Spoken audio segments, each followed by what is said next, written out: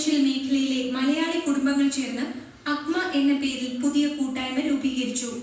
മന്ത്രി കെ.ബി. ഗണേഷ് കുമാർ അഗ്മയുടെ ഉദ്ഘാടന കർമ്മം നടത്തി.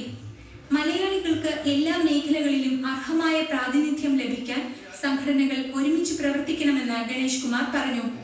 ഒരു വർഷത്തിനുള്ളിൽ പ്രസിഡന്റ് സെക്രട്ടറി ഇരിക്കാൻ പറ്റത്തില്ല, പ്രസിഡന്റ് സെക്രട്ടറിയായി സെക്രട്ടറി ഇതിന്റെ പ്രസിഡന്റായി ഇരിക്കാൻ പറ്റത്തില്ല എന്ന് പറഞ്ഞപ്പോൾ എനിക്ക് തോന്നി വന്നതിൽ തെറ്റില്ല.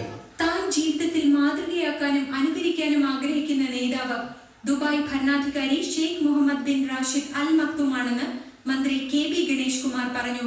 ഞാൻ എന്റെ ജീവിതത്തിൽ മാതൃകയാക്കാനും അനുകരിക്കാനും ശ്രമിക്കുന്നതും ശ്രീ ഷെയ്ഖ് മുഹമ്മദിനെയാണ്.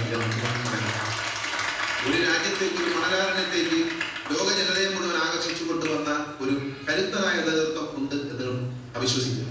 അഗ്മ പ്രസിഡന്റ് രാജീവ് പിള്ള അധ്യക്ഷത വഹിച്ചു. Shamsuddin bin Mohiuddin, A M. Muhammad, general secretary Kishore Babu തുടങ്ങിയവർ സംബന്ധിച്ചു. വിവിധ കലാപരിപാടികളും ഇതോടൊപ്പം നടന്നു.